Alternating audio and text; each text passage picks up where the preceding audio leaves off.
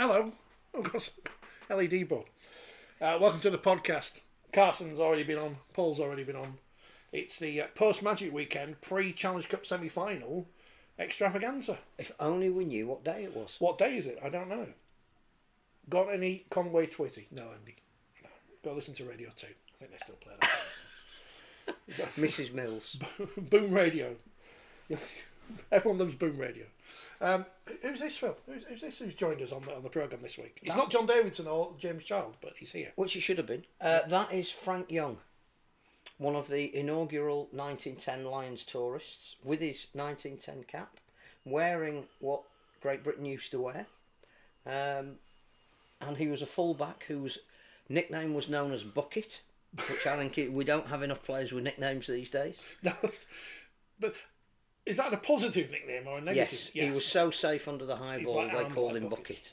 Yeah. Came from Wales, signed by Leeds, and was last night inducted into the Leeds Hall of Fame. And none of these Welsh people coming north to ply their trade.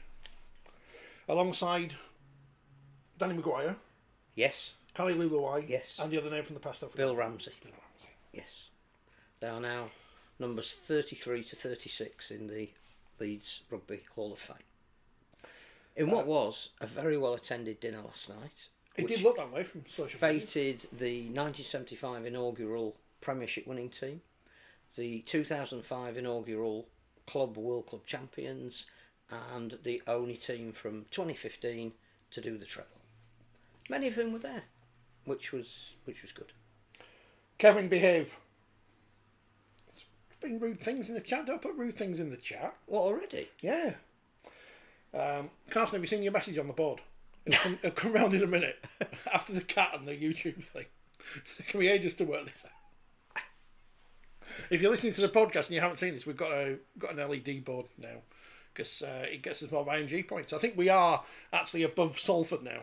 Yes. Maybe not in terms of financial stability. Well, Because we spent it all on the board. No, I think we are, but... Spent it all on an LED board. Yes, if anybody wants to pay vast fortunes to be featured on the LED board, we can do it in crayon. Are the new magazines out? Well, it's technically not in the shops. The new magazine is not out, but it's here. It exists. It exists. Came in this morning. How exciting. Phil says, evening people, are Salford still in business, not checked for 10 minutes? Well, it appears to be at the minute. I don't think there's a lot more we can say that we haven't already said. That the takeover doesn't look like now it's going to happen. There was a dispute clearly last night over whether Chris Irwin had resigned or was pushed. One of the directors has clearly fallen out with the other directors, and they've only got one director because they can't have no directors at the moment. And the directors they've got apparently have got court cases in America, so it's just a basket of rotten fruit. It's all going well. I was going to say hello Ian on the board. Just put the word Ian on it. But no, we haven't heard any more, but it's not looking great. So just stay tuned for more information, but you won't be getting it from us because we don't know what's going on. Well, and even we've said it before. I shall continue to say it. The players, the fans. We'll talk about Magic Weekend. Most of the fans were great. They were clearly there to have a good time. There was some great banter between them. The Salford fans who cheered every try-saving tackle as they got mullered by Hull KR are among the most dedicated of fans, and they clearly went to have a good time. It looked like they were having a good time. The one thing they couldn't control is the fact that their team played as well as you could expect from a team. Were they brave again this week? Were they brave and tried so hard? Well, the thing is, Toby Warren was their latest debutant, and he's got number 50. Yeah. And we're a third of the way into the season. How can they afford all these shirts? Well, and let's put this on the line as we said it on the programme at the time. What a waste of money the Happy Mondays were. So they paid 30 grand for the Happy Mondays in John's story today, but can afford to play the players later that month. Shambles. It does seem the wrong sense of priority. Everyone's really impressed by the LED board. They're mesmerised. Not even big enough to write my name, says Carson. Carson, it was cheap. It spells Ian. It's Ian on there. It's got some dancing card jumping over. People are never normally interested in what we're saying, but now they're just going to be tuning in to see what's on the LED. What can write on the LED board. We've got Spanish chocolates and biscuits. Yeah. So you spent the weekend in Spain whilst I was in the northeast. So I didn't watch much of Magic Weekends. It's like having James here. I didn't watch any of the games. No, I did. I watched some of them. Yes, I just had a nice, relaxing weekend. Not here, so it was nice. Although there's some Hull KR fans in front of me on the plane, so that was a bit. You can't escape from them. Flawless start to the season, having lost a game. So it's all good. Lots of comments coming through though. So you managed to demolish a crate of Wicked. Oh yes. Oh dearie me. Too many blue Wickeds. And a pizza. Cheese toasties. If you go into Magaluf, go to Cyril's Bar. The cheese toasties are brilliant. And the pizzas are better. Cyril's Bar seems to embrace our sport. Yeah, you were saying you were watching some games on there. With my hat on. So it was a good time was had by all. Apart from Salford. As much as you can remember. Yeah. Salford should be kicked out, says Gary. Well, there might be soon. So they will still be there until the end of this season. Is your board in your payment for the beach rugby in Spain? No, Carson, I didn't get paid for that. Did you get that? Tell you from a Spanish tat shop. Now, if I'd have bought this back from Spain, it wouldn't have fit in my bag to bring back from Ryanair. They don't let you have anything on the thing. Whoa, says Ian. What a shout out. Yeah, just says Ian occasionally. Well, let's talk about serious things. Okay. Or should, Well, is there any, we never normally do. no. Was there any other news last week? I don't think there was I there? don't think we want to touch too much on what Luke Keary said and the reaction to that. Well, it's interesting who the sport thinks is worth finding and who isn't, but that's another matter. AJ Brimson. Yes, that's Who is today's he? news. Who is he? He's English as you and I, obviously. He is either a half-back or full-back. He has declared, whilst having played for Australia, that he now wants to play for England in the Ashes series. Tells us two things. The Ashes series is massive. That it clearly there are players that want to be part of what is going to be a great occasion, and that's good. And if I'm Sean Wayne, I'm embracing people like that by saying, I went on record when it was announced that I want 10 players in each position. I want genuine competition for places. Brimson can play either of the half positions or full-back. If that's putting pressure on Mikey Lewis, George Williams, Jack Wellesby to play at the best level they can for the remaining 2/3 of the season, that's great.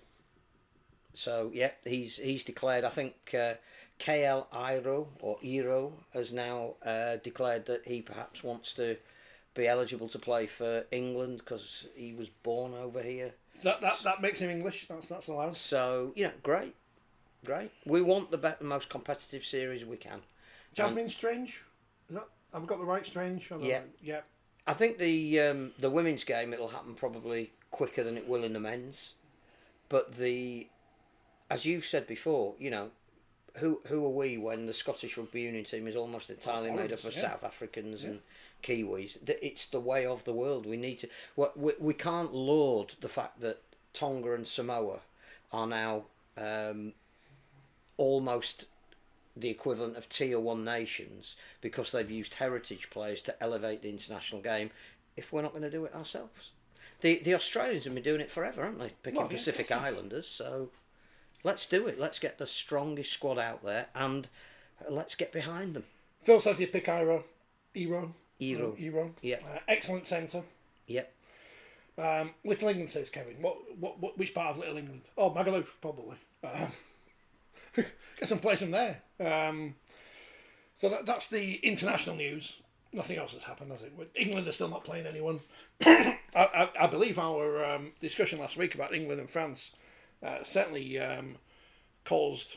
Did it put a chat among the? It did. The cat that's coming from me. Yeah, people were interested in that, so that was good. The one thing I would say, I'll pose a question. Oh, okay. And our listener, intelligentsia that follow this programme will have a better idea than I will. At the moment, we are being told, rugby league, nothing happening. You can't see anything until July when the strategic review will tell us who's on the board. Who's chairing the strategic review? Well, we know who's chairing the strategic review. We don't know who's chairing the RFL. Derek and Clark. No, Derek and Gary. But all of the big decisions, like who is going to be on, part of the RFL board and what the competition is going to look like and what the clubs want now, all of that, we're not going to really know anything until July. But apparently we're having Magic Weekend next year. Oh yeah, probably in Newcastle again. Which is a Luke fixture. So apparently we're having Luke fixtures. Apparently we're having 2 World Club challenges. We couldn't get one going this year. But we're going to have 2. We're going to have one February time, around the time of leading up to Vegas. We're going to have one a week after the grand final, leading into the World Cup. But how can we decide that when we don't know who's in charge of anything?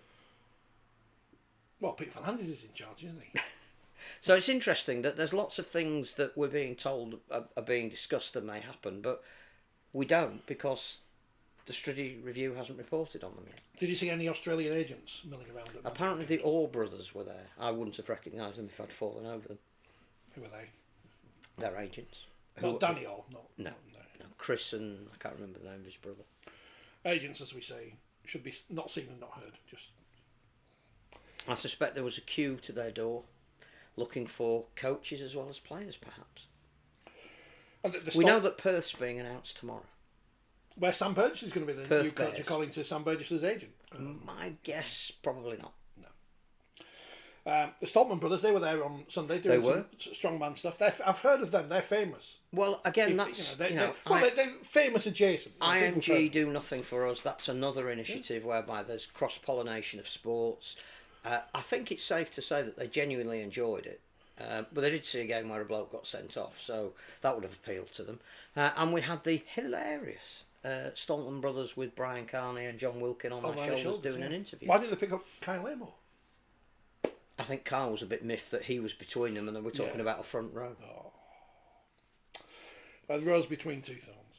But the World's Strongest Man, which of course is happening in the next couple of weeks, but we won't see until Christmas because it's a secret. But they have filmed things like that at Headingley and at Warrington, so it makes sense to get them talking about another sport. And they genuinely were pleased to be there. And it's one of the last true things that people go on, how big a car can you pick up then? It's like this, have you seen this Grand Slam track, which has been invented by Michael Johnson, the famous athlete? And it's basically, here's some racers and people get paid loads of money for it. It was in Jamaica the first week, and last week it was in Florida because I was watching telly because I couldn't sleep.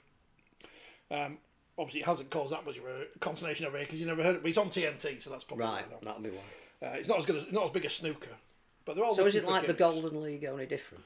Yeah, they've got rid of all the throwing stuff, which is my favourite things are the throwing things. Especially when the javelin used to go too far, and they had to change the rules. But now it's big money racing, right? But obviously, it's made. Is it funded by the Middle East? Possibly.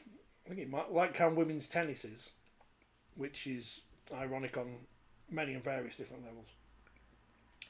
So that was all the other sports news I think going on in the world. Is there anything else? It's been a bit of a quiet week, I guess, hasn't it? Unless I've missed something glaringly obvious. I think we were building up to Magic. We all, the game decamped to the northeast. Good time had by all. Yeah. The important thing about that is not necessarily that we're getting it again. It's how that getting it again fits into whatever the schedule is that we're going to have. It's the fact that they said that 10% of the tickets have been bought by people in the northeast. Which would be about 6,500 people. We do seem to say that every year when we go to. Yeah, it's good though, because if we're going up and having a good time ourselves and it's a festival, and let's not forget who it's for. It's partly for the fans. It's a little bit for the players. It's mainly for the broadcaster. Yeah. It's their weekend. I think the important thing about the whole weekend is this is the first time we've had simultaneous Magics in both hemispheres, which gave you 15 games across 3 days, wall-to-wall rugby league, which would hit any market. That was a test for how a global broadcast might look on a weekly basis. So I think it was important that we did it. It's important that the Aussies had a sellout over each of their 3 days. The concept clearly works. It's over there, because their season is not a home and away season. It just works. Can you imagine it over here? We're going to have it at the ground of one of the teams that compete. Oh, that seems fair. They don't care. No. Brisbane is the capital of rugby league. People going up there for the weekend, 50-odd thousand each day sell out, not 65,000 over the 2 days. So if you bought a ticket for both days, you count twice. But the most important thing is the broadcasters could start on Friday morning and end on Sunday evening, and you could be anywhere in the world and you could watch rugby league. So I think watch out for the implications of that. So do they need to move the women's origin onto the Friday? So it technically started with the women's origin in that venue, but obviously once the men's Magic game started, it was a rolling feast. They want to play 80 minutes to the Australian women, apparently. Do they? Well, yeah. So there you go. Someone tell who runs Australia. Is it just Peter V'landys? I think we can put everything at his door. It's all right, was it? New Zealand and New South Wales and Queensland. Mm-hmm. Right? Interesting as well, because that's what happened last year, wasn't it? That New South Wales won the opening encounter, and then Queensland won the following 2. So it will be. Is it next week? The second one? It'll be good. 15th. So yeah, that's next Thursday. Next Thursday. So. Again, they're having state of origin games, which are the step up supposedly to the international team before the domestic season started. We won't be moving back to winter, by the way. No, of course we're not going to move back to winter. I mean, it'd be daft, wouldn't it? Because we're not. The two competitions want to align themselves so that they can have more meaningful internationals in the same window. So man on podcast says something, but man on podcast saying something. Man on podcast who works for broadcaster. You know what? Did Matty Johns notice no one really cared when he came over to play? Not as a knock on him. No. Just no, Tom Trebojevic can come over, or who else is famous from Australia? I just don't think that it's in anybody's thought. Jamie Chapman, she can come over. No one will be interested. Well, the women's game is interesting because they're shorter seasons, so you could have. They could both have summer seasons, couldn't they?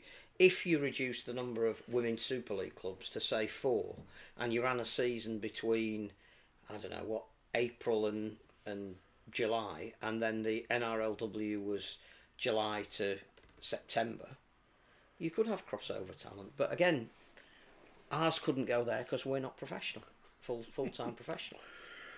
Megan Pakulis has now gone to Gold Coast Titans. And Zoe Hornby has taken her place at York. Yeah, what a shock. Even without the embargo being broken. We don't do news, but you heard it here first. Yeah. League One, it started on Friday. Newcastle 0, Workington 62. No great surprise. I mean, it's great that... Attendance not given. Give us the attendance, it's your big game. It's great that Thunder have the equivalent of Friday Night Lights. Yeah. And clearly they are working incredibly hard to keep rugby league going in that area without much support. But you'd have hoped that if there were some neutral fans there, they'd have seen a more competitive game. Rochdale 50, Goal 6. Probably not a surprise. No. Swinton... Rochdale top of the league now. Well, according to this, they're not. Oh. North Wales are still top of the league, but they've played 2 games less than Swinton. How have we got... I know it's partly to do with Cornwall. Thing. But apart, Swinton 26, North Wales 20. Massive result for Swinton. First time North Wales have been beaten this year, and I think Paul Wood slowly but surely is getting his mark on his Swinton team, and that is a big result. If anyone knows what's happened to Swinton's women, please get in touch. I'm sorry? Someone asked me the women of Swinton? Yeah, someone asked me the other day. I was like, how am I supposed to know about what's going on at Swinton women? Swinton, I think they're ladies actually. I get them mixed up. Whitehaven 24, Dewsbury 24. Which again, Paul Sykes of... to the uninitiated, sounded a really good game. Of longevity, he scored a try. So well done to all involved in that. So yeah, Keighley and Newcastle still bottom of the table, 0 from 6. But Keighley didn't play this week. So this week, Rochdale Midlands on Saturday. Be a good game. Fight at the top. Yeah. Keighley Workington and Whitehaven Goal on Sunday at 11. The 11th of May, even at 3. Lost for days. Championship, Batley 24, Barrow 24. Are Batley one of the most unpredictable team to read on a week-to-week basis? They do appear to be, don't they? And York and... Well, York are on an they're on the back curve, and they're suddenly now appearing in the top 6. But amazing to think that Batley one week could lose by 60, win by 60, or draw with Barrow.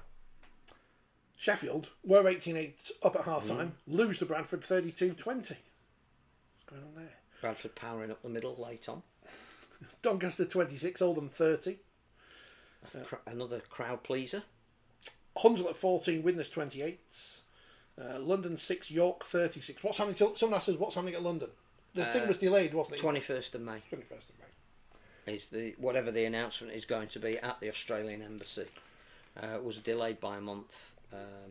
21st of May. We'll report back on this programme. Is it important strategically for the recent Australian elections that have happened? Toulouse 32, Halifax 0. Which is a big result for Toulouse. And especially Halifax having been flying so high in the early part of the season. People who have made an impact over here. Now this is it's not having to go at Matty Johns, but he said it. And there's only Harry Bath and Mal Meninga really made a significant difference in all those Aussies that have come over to play in England, in my opinion, says Andy. Others have come, but few have made such an impact. Oh, and Brian Bevan. Phil says Sterling and Kenny, which was mentioned on the clip of Matty Johns I've heard. I think Hull and Wigan will still have been good for that short period anyway, says Andy. And Wally Lewis, obviously, for his 10 games away from which all of them relegated. See, and him sent off in his final game. The second division. Not Scott Lewis. He's not. He wasn't great. Who said nepotism was a new thing? We did have a comment earlier about Leeds' Candy. Did they win 80-0 or something? At Bradford. Yeah. My nephew's not signing for Bradford, he doesn't think. So that's a positive.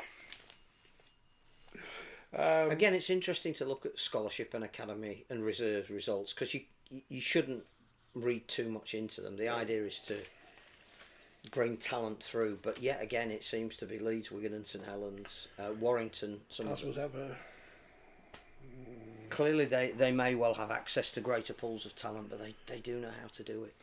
People now listing names. Jamie Lyon, Alfie Langer. It's true. But the problem is, outside of our bubble, the Union fellas who were on the telly on Saturday, I have no idea who they were. No. And it's all right saying, I could have gotten a rubby league.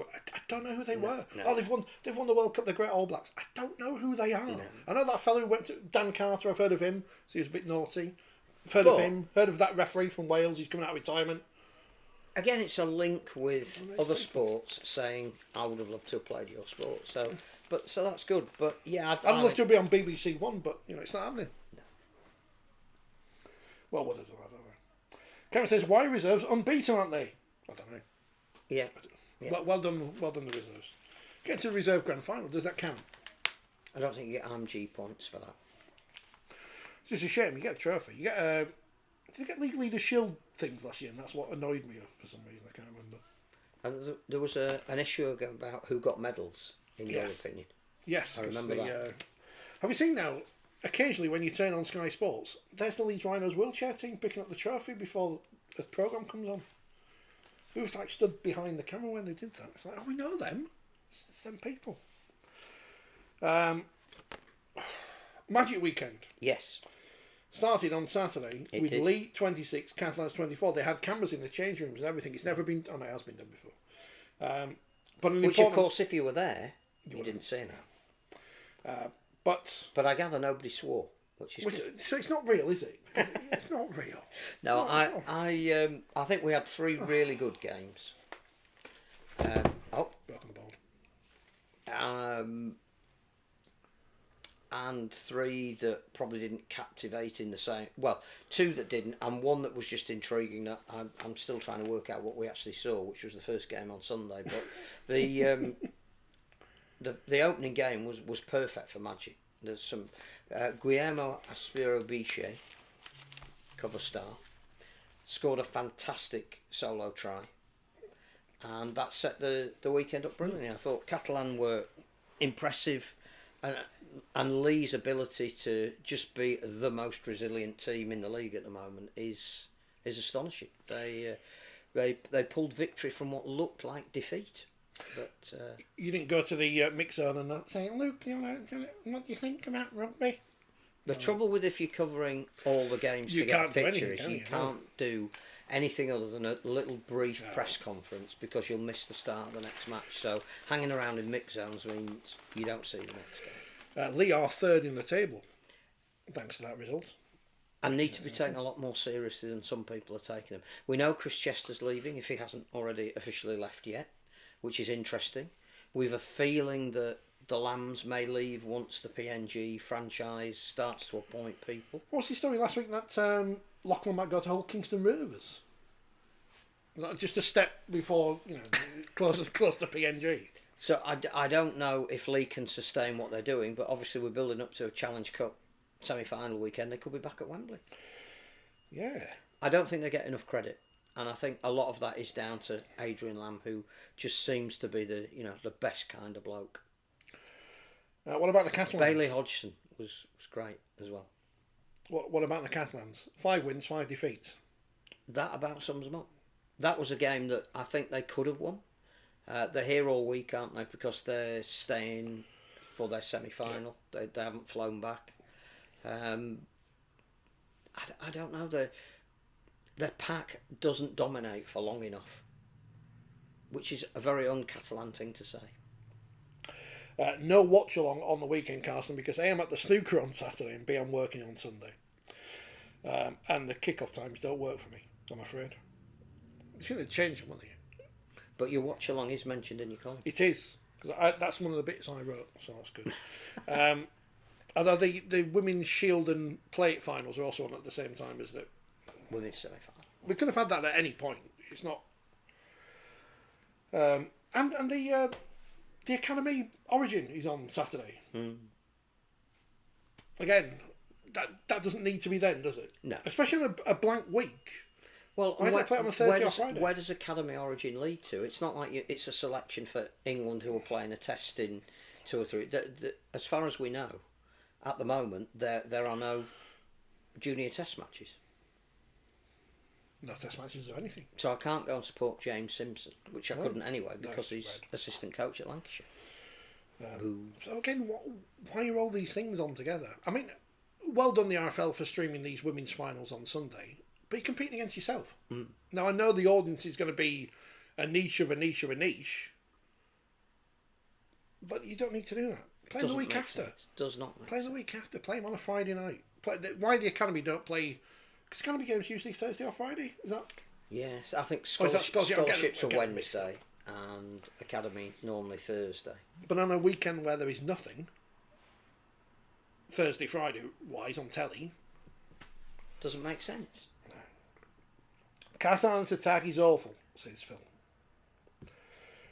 Kevin says, are we going to get build up before and after the BBC Cup game? So it should be. I mean, it's a bit disappointing that the women's games are on iPlayer, isn't it, and not on BBC Two or whatever. But I guess they've got a black and white film. Or And it's Maltese Falcon might be on again or something. I think it's the full bag and mashings for the men's semis. As opposed to, well, you can read about that in the magazine as well. So that was Lee and Catalans. Which was very entertaining. Yes. Edge of the seat stuff. Hull KR Salford less so. But as expected. So Salford Hull KR win 54-0.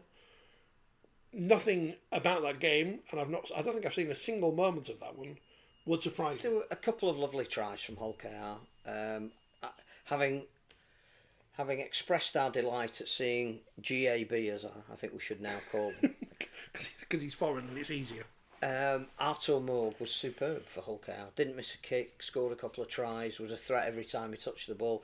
But you do have to bear in mind that everything Salford are going through at the moment, they couldn't put up much more of an opposition. So yes, it was one-sided from the start and was ever thus. Who didn't we speak about the other week and someone said it was disrespectful? Oh, it was Salford and Lee, wasn't it? Because we didn't watch it. And Well, it was on the same time. yeah, there's something else which was better. Well, at least we're giving Lee praise this week, so that's good. Andy says, Mr. Bowman has fallen out with an Australian agent. Has he? Yes. And refuses to deal with him. That's why people like Tom Amone left. I've gone on the Castleford. Yes, I think it was something to do with a clause in their contract that he didn't agree with, but the contracts were signed, so Bloody agents. he banned any players that those agents controlled, and I suppose when you're director of recruitment, that might put an arm behind your back a little bit. Noah Booth, very impressive, says Tim. What a season he's had. Started at Wakefield, went to Hunslet on loan, now with Hull KR. Signed for Featherstone. Oh yeah, Featherstone's in there as well. Yeah, That's gone back to Hull KR. I thought it looked great, and a try on his debut in Newcastle is something he'll remember forever. So yeah, I don't know how much game time he'll get for the remainder of the season, but he looks a talent. The interesting thing for Hull KR is Morg having played so well, he can't play this week because he's cup tied. So, against the Dragons. That may take something. Although I think Davis and Burgess on the wing are coming back, so you'd think Jack Broadbent would drop into full back. We've been asked about Paul Wellens, who some people said was gone already, but he's still there as far as we know, because it finished St Helens 4, Leeds Rhinos 17, 10 up at half time. You thought Saints had scored the first try of the second half. Can't write off the Saints. This is what? No, it wasn't. Well done, Leeds. Morgan Gannon, the scourge of Leeds, with the late try. Who also set up one of the tries of the weekend early on with a wonderful kick. The first 10 or 15 minutes, Leeds played a brand of rugby that would have seen them ahead against most teams. They were almost the verge of unplayable. They'd obviously decided where they were going to attack St Helens, which was out wide. and clearly it worked. The interesting thing was that the formation that all of the St Helens fans were screaming for was one that they put on after that opening 20 minutes, where Johnny Lomax came back in, Jack Wellesby went to full back, Tristan Saylor went to the wing, and suddenly it looked a bit more balanced, and they seemed to be more structured in their attack, more threat.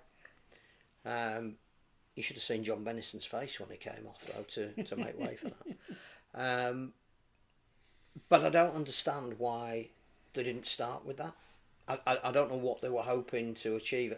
That we then had the sin binning of Lewis Murphy, which I think divided just about everybody. Kicked him in the head, didn't he? Can't kick people in the head, even though it's accidental. Not allowed to kick people in the head.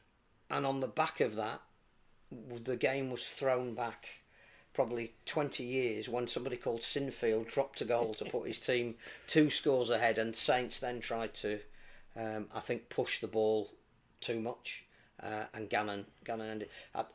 Impressive from Leeds, because it was very similar to the game the week before when they played Hull Cow and couldn't close it out.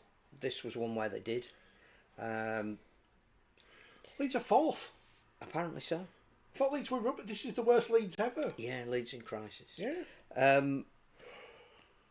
Leeds are okay, they're moving in the right direction. We've said all year, yet there's a couple of results that perhaps they would have wished they could have been a little bit more ruthless in. But they're clearly moving in the right direction. Saints, I think the problem for them is that whatever Paul Wellens does now, there is a core of the crowd that have turned against We said him. that last week. And even if he wins the grand final now, it's not going to be enough. The fact that rumours are starting to emerge from Australia about who his potential successor could be, in Ben Gardner, the assistant coach at Penrith, the fact that they have a week off this week because they're not in the semi-finals, and if you're going to make a change, it's always best to do it when the incoming person is got time to work with his new charges. I mean, A, Gardner's got to want the job. B, Gardner's in secure employment with Penrith at the moment. There'd have to be a lot of negotiation to get him out of his current contract, and they'd also have to have somebody in mind to be able to replace him with. I don't know. It seems to me that the unpalatable side of the Welland situation was that one of the St Helens fans, you know how Newcastle is, it's relatively accessible, yeah, where the coaches sit, was in his face. You can't, that's unconscionable behaviour. Texting and messaging family.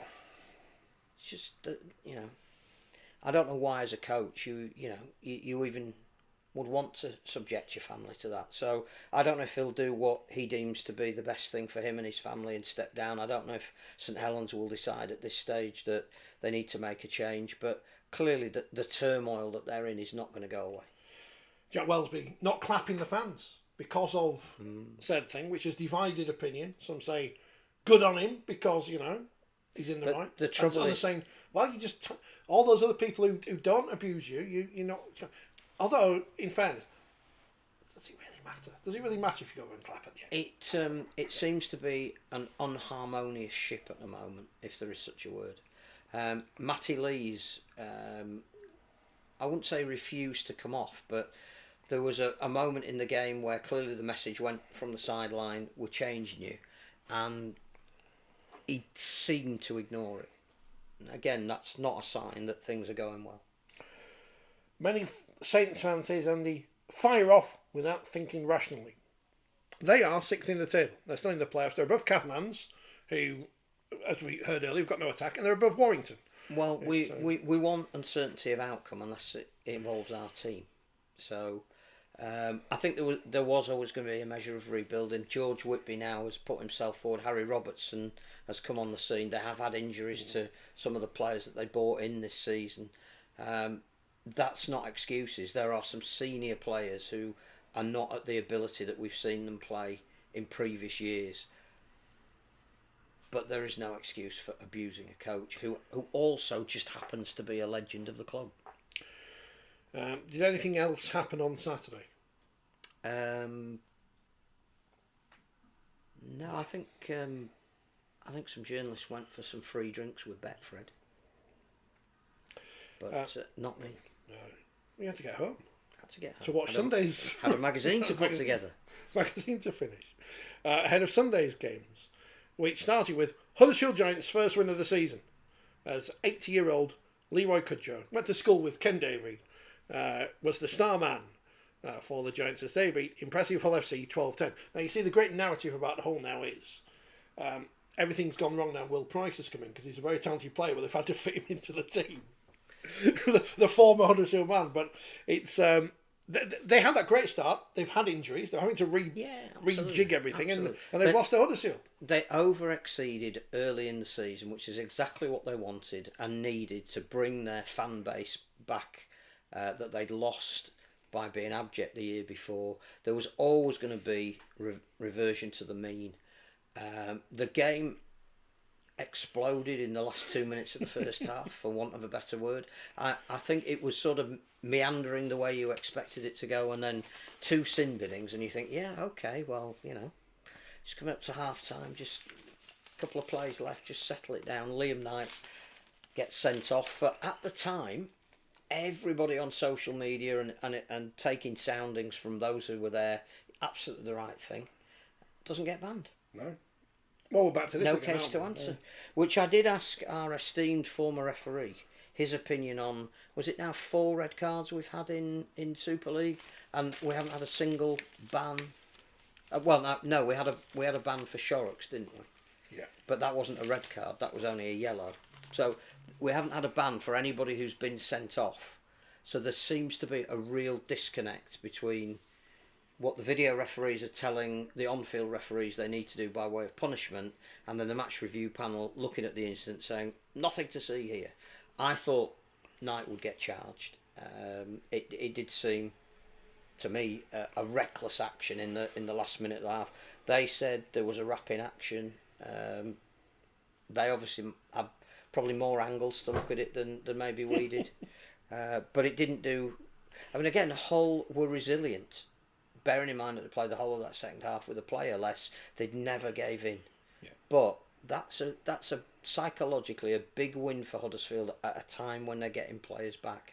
And I think we said last week they will win a game, and it will be a huge weight off their shoulders, and it will be like Lee last year, that once you start getting your better players, Adam Clune was by far the best player on the pitch. The first time he's played with Wolford, so suddenly you've got a spine. You're going to be better for that. And it gives both teams now got a week off, so they can rest up any injuries. As you mentioned, Hull have had big injuries in the halfbacks, haven't they, recently? They can get sorted and see how they do in the next part of the season. Yeah. This next month where it builds up to Wembley, again, there's another break coming up there for most of the teams in the competition. So no, I think it was great for Huddersfield. I was pleased for Luke Robinson. I think again he's conducted himself in a way that Mark Applegarth did at Wakefield. Always dignified, never really made excuses. Didn't leave his players in it. They were competitive to a point that a lot of the games this season they were ahead at half time, but they didn't have enough to see it out. Well, now they've got a win on a bigger stage than they normally play. They can build on that. Hull are still above where everybody thought they would be a third of the way into the season, and they will need to manage some of their older players feeling the knocks for a bit more, a bit longer than their younger counterparts, and they haven't yet got the depth of squad to bring players in who will match the experience that they've got. John Asiata is playing some of the best rugby in the division at the moment, but he can't do it all on his own. Phil said, the minutes said, contact with the head was secondary and minimal. So there you go. It just didn't look it, did it? No. To everybody watching, either on TV, on Sky when they were analysing it, journos that were there at the time that we were in contact with saying, fair. Everybody said, yeah, absolutely. No option but to offer a red. So it's interesting. The thing for me that probably would need explanation from somebody if he was sat here, maybe here next week, who knows, the successful entrepreneur that is James Child. It would be lovely to get more of an insight of how this process works, but I did message him and he did message back saying, I have no idea either. I need to check his LinkedIn to see what the dates are next to his on the board. Have you seen the other big Leeds Rhinos news over the weekend? No is the answer because they're appealing. Oh, the yes. referee never in the Yes, netball. in the netball. They're screwed in the netball. They had a Yes. super shot, Yes, they actually which should have think been given they 2 points. won the game Yeah, in normal time, but but no. it was forced to play extra time and lost it in extra time. Robbed. I haven't taken too much interest. Robbed. But I do know. One club. I Men's, do know. women's wheelchair, PDRL, Well, LDRL, wheelchair netballers. in the semi-final of the Challenge Oh yeah, Cup. what was it 48, 48 44? 44. Tom Halliwell, head coach. He's quit now. Quit as head coach. Well, after he's that. 100% record. Yeah. Who plays who in the next round? I can't remember. They'd play either Wigan or London. And Halifax have got to buy. Halifax got to buy And for then the it's semi-final. the semi-final. And Sheffield and Edinburgh play this week, don't they? Yes, for the right to play And that's in Sheffield. Halifax in the semi-final. It's bad timing. So they could have gone to that in Sheffield on Saturday morning at the snooker instead. But it hasn't been the best wheelchair Challenge Cup competition this year because it's changed almost on a. You know, Well, just like the women's one. They were going to have 8 teams, and there was going to be a French team, and there was going to be played on a certain date, and then it wasn't. So it's been a bit fragmented until we get to the semi-finals. Kevin's asked if there'll be anything for VE Day this weekend at the semis. I think it's almost finished by that point, hasn't it? So I don't know. It's tomorrow, isn't it? Because now we had the bank holiday Monday, so they could say it's not Flag Day. But again, we don't do themed rounds, do we? No. So in Australia, you know, the Anzac round is massive. We haven't done anything like that. You can have a military round, but you have it when you want. Yeah. And it's Women in League round in Australia this week, which again is a fact. Are they allowed? This week? It's fabulous. Not on the board though. Are they allowed? Well, they've had their election, and I think they value women and Indigenous people as opposed to, apart from Melbourne Storm, as opposed to some of the people that were in the election or funded by Melbourne Storm who don't. What a stupid thing. I hope that says Carsten in regards to VE Day celebrations. Shall I put a German flag up, Carsten? Shall I put that on there? Swiss, he's Swiss. Swiss now. Neutral. Yeah. It's all finished. It's ancient history. Yeah. Where is the bullion? Melbourne Storm. It's with the French artwork. Rugby League's goal. Where's that? The leases of the French Rugby League team grounds. There's something else I was going to mention. I can't remember what it was. Oh yeah. Generally, right, Rugby League. I've said this before on the programme. Got the flag on the thing here, haven't we? Inclusive to everyone, apart from idiots. And I think that's the thing. You know, if you're an idiot, you're not allowed in. Unfortunately, they are allowed in. There's nothing I can do about that. But generally, everyone else, come and enjoy Rugby League. And if you're not made to feel welcome, then that's on the people who are not making you feel welcome, and we should get rid of those. But I don't know. Wigan 22, Warrington 20. Kevin said this was the game of the weekend. I went for a walk around Magaluf at this point, so I missed it because they put the football on the telly. But it sounded exciting, and Stefan Ratchard's back with another new partnership for Warrington, so they're having to do it without their second, third, fourth choice halfbacks at the moment. The fact that they hung in the game for so long, and actually there was a feeling with 5 minutes to go that they could have stolen it, is to their massive credit. And I think they would point to the fact that there were a couple of mistakes in there, but they just never succumbed, which has got to stand them in good stead for their semi-final, because again, they're going to be without some first-choice players, particularly in the halves. Danny Walker is now missing, and you think, oh, well, you know, he was the one that's been shifted into to you know, provide the ammunition that Mark Steed and George Williams can't now. He's not going to be there. What can they possibly do? And they stuck with Wigan. Who are still on a hook hour top, but they're still the benchmark in terms of. Yeah, I thought it was a highly encouraging Warrington performance with who they had out there. I just don't know how many weeks you can go by not having your best players in the biggest games. But no, something definitely to build on for Warrington. Wigan, not as convincing as they have been, not as dominant or kicking on from when they were in a dominant position as we would expect of them. I thought Matt Duffy's performance was interesting. You know, we looked at a lot of individuals over the weekends who made great contributions to their team. On attack, no problem. But I think the word turnstile was used for his defensive performance. The try Adam Kieran scored was just bizarre. More just bizarre. More turnstiles to come. Mark's name back for Sunday, says Andy, wearing a mask. Well, I wouldn't say they would definitely need him, but if he's fit enough to play, that's a massive boost. Because then you rest him afterwards if they win. And I don't know. I don't think you would it's- take a risk with him. But because the principal skill that he has is with his boot, just to have him out there and protected could be enormous. Could be absolutely enormous. Cumbria Mackin says, wasn't there an NHS round or emergency services round? Possibly in lockdown, but we've forgotten about them now. Yeah, I think individual clubs do. I think Bradford have done. Did they do emergency services this weekend against Sheffield? But again, it's the fact that it isn't coordinated. That everybody doesn't do something in tribute. Leeds are going to do a big MND round against Wakefield at the end of May, which is going to commemorate a year passing of Rob Burrow. And if the whole game did that, it would have so much more impact. Are they going to do a... have they done enough inclusivity rounds now at Bradford to make up for that fine that they didn't get, whatever that was? Tim says, where can I get a Pylons t-shirt from? I need to get some more, don't I? Did you see the flag at the weekend? Someone had a North Korea flag at Magic. And I've got the password back to Pylon's Twitter account. So I'll work on something, Tim. I'll work on something. Excellent. But yes, the Pylons, we are back. Back. And I might have a flag for the studio this week. Because unlike politicians, we flare whatever flags we want. So no, I don't know how North Korea and the Pride flag works, but, Opposite ends of the ground. Somehow. But yes, big fan of the North Korea flag at the Magic weekend. Well done to Workington, who are doing a kit for the Cumbrian Mountain Rescue. Excellent. And all the profits from it are going to the charity. So well done to Workington on that.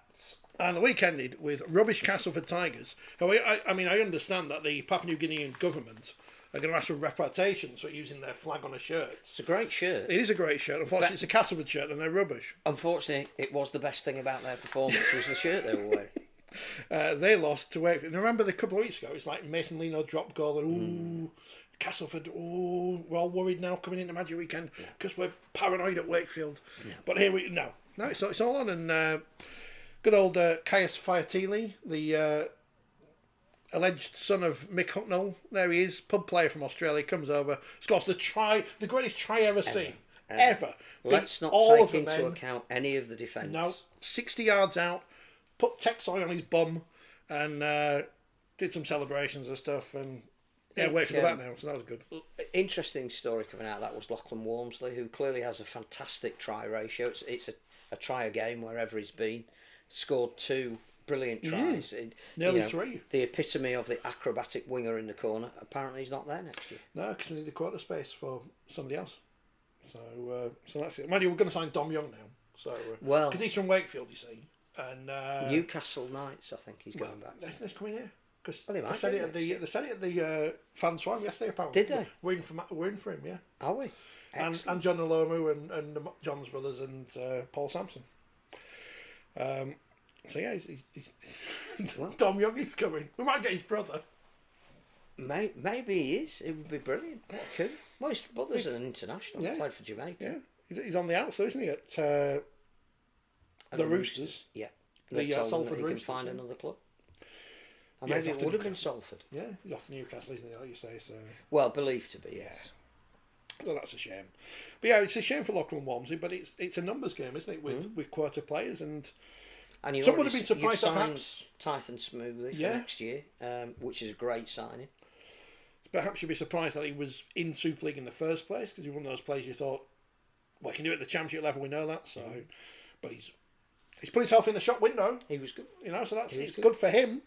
I don't think he'll be short of suitors, will he? So, I mean, again, I'm just not sure. Sometimes when I hear Danny Maguire post match, how he goes into training, the next session after, rubbish, having absolutely blasted his players. So is this the difference between him and Luke Robinson in the fact that Robinson has, you said earlier, has kind of deflected? And you would never ever decry passion.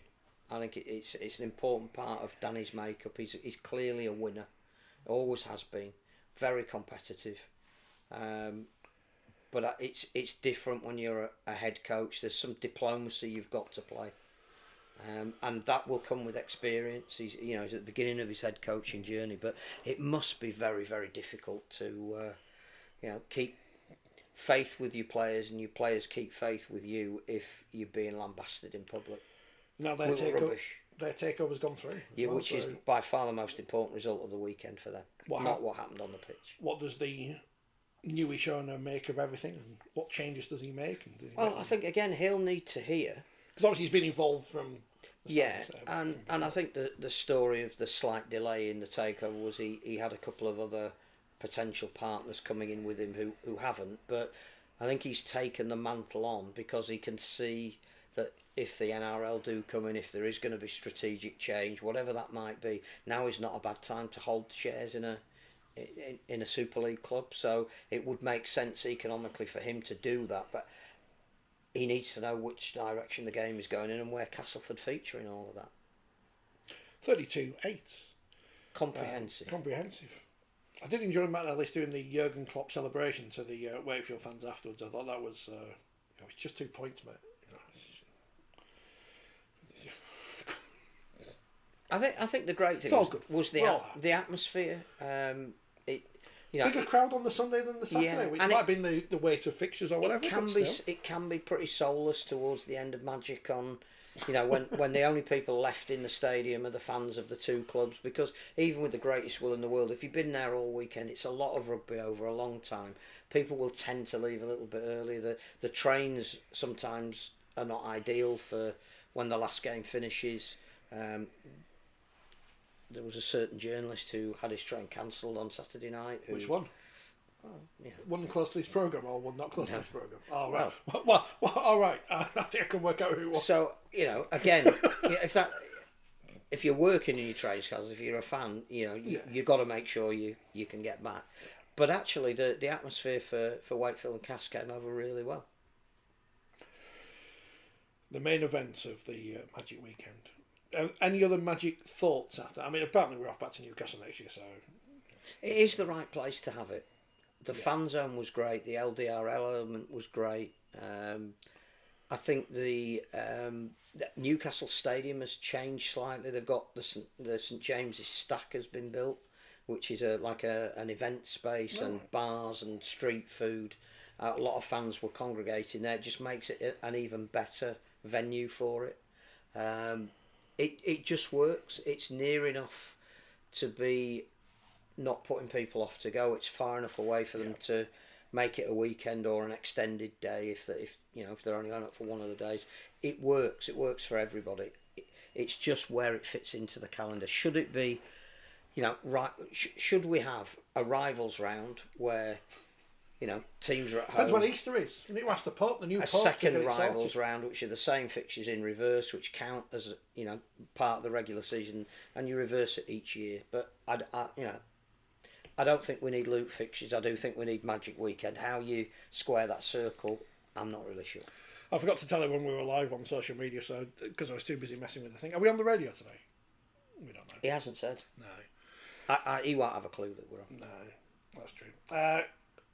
Is there a quota relief for residency proposed? Asked him, and Cumbrian Mackham saying doesn't Walmsley have a UK passport? Passport doesn't matter, does it? I think is it to do there are talks about quota, but again, I'm not sure anything much can be decided until we get the strategic review. I think the idea is that if the NRL want to buy in, then they're going to want more of their younger players to come over. Yeah. We have to have a quota system that can accommodate that.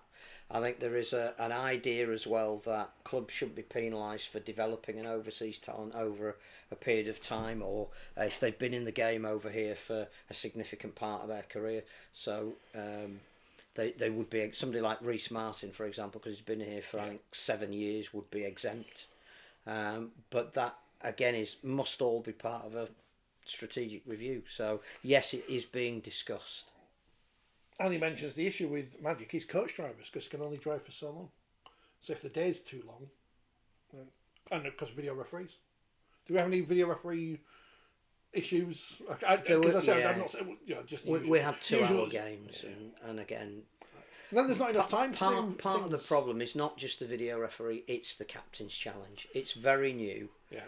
They're all very rubbish at it. Teams are, haven't really worked out when is the best at it. The amount of time we review a captain's challenge seems to then be inordinate for what we're actually looking at. There are teams having captain's challenges with 30 seconds of the game to go who are 20 points down, and we're looking at it from 12 angles. You're going, it doesn't matter, don't do it. So yeah, we're still working out on that. I think like sort of when James hopefully comes back to talk to him about this disconnect between what is deemed to be a high tackle or foul play on the field and what the match review panel are seeing that we don't, because I don't think we've got that right at the moment. Don't think we've got green cards quite right at the moment. I think, again, the issue with green cards for me is if somebody is milking something and there's clearly nothing wrong with them, give them a green card, penalise the team. If they're having their finger put back in or their leg screwed back on, or there's clearly an injury that isn't a head injury but is an injury, and play can go on, without, either once the doctor has done whatever the doctor needs to do, play can then go on, or it's clear that they are dealing with a definable incident, don't penalise the team. Martin, who always sends us messages after the programme, mentioned last week, which is just reminding me why you're saying green cards, black cards like they have in Gaelic football, where you play sent off but can be replaced. I think just more confusion. That's we what just we like, need less is more. If we can get a different card for every colour of the rainbow on the flag, that'd be perfect. Cumbria and Mackham, what about an all Lancashire doubleheader at the expanded Etihad and an all Yorkshire doubleheader at the redeveloped Ellen Road? So who do we leave out there? Because Hull, they're Yorkshire still. Leeds, Yorkshire. Castleford, Yorkshire. Wakefield, Yorkshire. Huddersfield, Yorkshire. I think what you've got to look at is the fact that for the broadcaster it works having all the teams in one place, one set of cameras set up that will cover 6 games. That's how it and why it works. The other reason it works is because media channels who don't normally cover the sport get excited about it being a festival, and the fact that very few other sports could do it in the way that we do it because of segregation. So when you get things like 12 different sets of fans in the same stadium, other sports look at that and go, that's really laudable. Oh, we are on. The first song at the end is a logical song by Supertramp. Oh. It's the best thing he's played. There you go. Because we're almost coming to the end. There was something else I was going to point out. Oh yeah, breaking news today that Wigan have got they've booked Black Lace to do the doubleheader pre-match entertainment between Wigan and Lee in the men and Wigan and York in the women. Ampadu. But the thing is, I mean, it's not Black Lace. It's just some 2 blokes playing Black Lace. It's like, are they even from Bradford? Well, they're from Ossett. Oh, are they? They're from Ossett, yeah. Well, I mean, I don't think they'll be doing any of their songs from no. Rita Sue and Bob too. Not a film for the young people. Good film, though. It's a good film. very, very of its time. Very, but very relatable if you're from the north of England. Very of its time. But yeah, so no. But I was going to say we'll find out which teams are going to Wembley, but we already know 2 of them because I remember reading it in the magazine earlier, and that is the 2 Year 7 teams that are being played in the Stephen Mullaney match. Sirius Academy of West Hull, and Rainford High School of St Helens, who'll be in the final at 10 o'clock in the morning when no one will be in the stadium, which is a shame, but that's the that's scheduling for you. We don't know who's in the 1895 Cup final. I'm assuming their semi-finals are next week. Yes, because that would make sense. Yes. Because I can't say, well, why isn't it this week? When it would just get lost in the shuffle. No, it's next week. Although whether it would be broadcast or not, I don't know. But you'd think at least one of them would be on the Sportsman. But Women's Challenge Cup semi-finals, I don't know who's going to win either of these games. No. Leeds versus Wigan and St Helens versus York. We spoke to Emily Rudge on Monday. If you've not seen it, go back and watch it. She was very good. She was very good.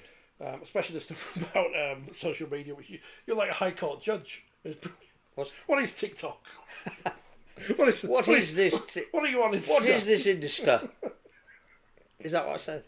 Almost. I was like pretending to know what it is, but just follow players on it and just see what they're doing on the stories to get news. And Leeds and Wigan Spoke to Dennis Betts yesterday. That's up on the channel as well. I don't know who's going to win. I don't know who's going to win either of those games. No. Well, you've got St neither... Helens, who are 4-time winners, desperate to keep that run going. You've got York, who have won the grand final twice, but desperately want to be at Wembley on that big stage. So that'll be a fantastic game. Repeat of the grand final, which York did brilliantly to win at Saints.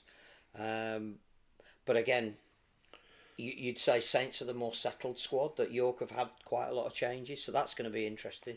And Wigan Leeds, you'd think, irrespective of their league finishing position last year and Leeds being at Wembley for the last two finals, Wigan are probably going in as favourites. Leeds have lost a lot more experience from their ranks from last year. But, you know, the Rhinos are underdogs, and they do like that. So, yeah, intriguing. I can't tell you. The other interesting thing is it's the biggest game that any of these teams have played this year in terms of intensity. Yeah. So they're not prepared for it. Everything they've played up to now, they knew they were going to win those matches. So who is the best prepared at this stage of the season? Well, we'll find out on Saturday and Sunday on the Red Button. I'm looking forward to it as well. Carson has never heard of the song from the film Rita Sue and Bob 2, which Phil has mentioned in the comments, which I'm not going to mention. But Carson doesn't believe it's a real song. It's a real song, Carson. It is a real song. And it does fit into the film. When I used to go to the youth club at school, they played it, which is very inappropriate in the 1990s. Yeah. Very inappropriate. But it's a real song. Go well on Mr. Masco's channel. Dig it out. On the men's side of the competition, I think it's the same. I think we've got two semi-finals that, we know from the bookies' odds who have made Hull KR and Warrington the favourites to be at Wembley. But when Hull KR met Warrington, however many years ago it was in the semi, well, it'd be 10 years ago, wasn't it, in the semi-finals at Headingley, you think Warrington are going to win this one comfortably, and they didn't. No, I just think Hull KR Catalans, it might be the same kind of thing. Hull KR Catalan is Hull KR again going with the pressure of expectation. But we know from when Catalans won the cup, their semi-final was at Bolton against St Helens, and they didn't have a chance in that game, and they absolutely blew them away. So I don't think you can rule out the chances of any of these teams. Warrington, Lee, clearly the bookies think Warrington are favourites. Mark Sneed plays, that might tilt it a little bit towards them. But this Lee team does not know when it's been. So, and Wembley was so important to them when they won there a couple of years ago. I think it's fascinating. I genuinely do not know who's going to win. Oh, it's all exciting, isn't it? We're all looking forward to it. And I think we know that York's a sellout, and irrespective of whether that's sort of 8,500 people on, it's going to look and sound fantastic. I don't know what the crowd's going to be at the TWS, but you'd hope there's going to be 10, which again, 2/3 of the ground full. To be fair to the Lee and the Warrington fans that were at Magic, they were among the loudest. So great, let's sit back and enjoy the best that rugby league can offer, with a massive incentive at the end of it. And then Super League's back the week after, and we'll go, oh. Yes. What round's that one? Not rivals round. Round 11. The league table makes sense though. Did you enjoy the random celebrations to make money for MND? Was it £10,000 donated by the sponsors? No, it's brilliant. I mean, I think that some of the players could have been a little bit more inventive in what they did, because they had enough notice that it was coming. But if it's a way for the sponsors to give £10,000 to a fantastic cause, then yeah, all for it. And Ethan O'Neill probably was the best one by accident. LG says, it was a great weekend. Fev didn't lose. Have they got this week? Did I read the championship? I don't think I did. I don't think no, Oldham to lose on Saturday. Ben Davis is Oldham. Good signing. Yeah, I don't know who the Saints scapegoat is. No, it's Wendell Sale. Tristan Sale, sorry. But the thing about Ben Davis, again, is at the moment, the way Saints are disconnected, Ben Davis would be a good player to have in their ranks, so something not quite right. Batley Bradford, these are all Sunday now. Halifax Doncaster, London Sheffield. Which is at Rosslyn Park. Yeah, and not Roehampton, it says in the paper. Widnes Fev and York Hunter, which is kicking off later, so the people can watch York's women, the Valkyrie, Zoe Hornby's Valkyrie, against... Will she play? I would imagine. Well, she's available. Yes, she's not cup tied. No. Unless she's been training for a while and they've only just announced it. Which wouldn't be a surprise, would it? Because No, I think no. wasn't it that move always on the card when she left Wales? Here's some other news. Andy says 75. Shall I check if anything's been embargoed? You find out, yeah. Andy says 75 years ago yesterday, Warrington won their first Wembley Challenge Cup versus Widnes. Wow. Which Stefan says, my granddad played for Widnes as captain in that game. Kevin also, a different Kevin. Congratulations. I remember the 2010 Cup semi-final wire against Catholics at Widnes, where I took over 10,000, nearly filled the stadium. So it can be done. Yeah. Stefan's granddad, Tommy Sale. There's an name I've actually heard of. Tommy Sale. Yeah. We published his autobiography. There you go.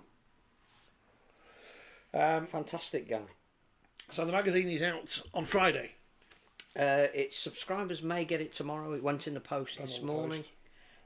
Shops will have it on Friday. What's in it? I'm having a flick through now. Loads of stuff. Brian, Loads of there's stuff. loads of stuff. Brian Noble. There's words and all that. Yeah. Your prediction. Well, is it your predictions for the Women's Super League? It's your name at the top, so yeah. It must be then. Your predictions for the Women's Super League. Paul Cook's in there. I like the advert here where it describes 1.75 litres of full fat Coke. £2.49 in supermarket. Our price £1.59. You know who that is, though, Farm don't Shop. you? know who that is. Go on. Well, it's Haig's Pies. Oh, of the... it's 400 grams of waxed truckle Dorset drum cheddar, £12 online, $2.99. Gin and tonic flavoured smoked mackerel. But it's for those that know, they know it's a Haig Pies ad in the Championship column because of all that battly talk about pie and peas. Ian's in there saying some stuff about video referees.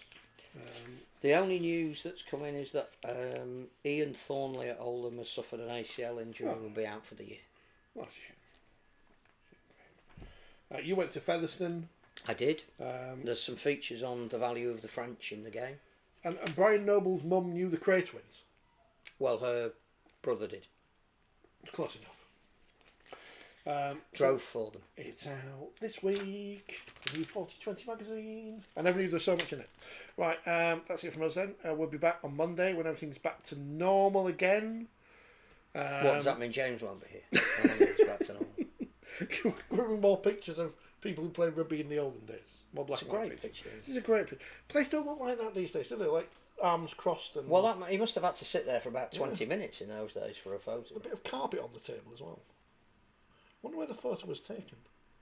I think it must have been just before they were going on that inaugural tour. Superb stuff. So we'll the LED board will be back next week. Might change some of the words on it. I don't know. Might just leave it because I'll break it otherwise. And enjoy the semi-finals. Whether you're going and watching it on the telly.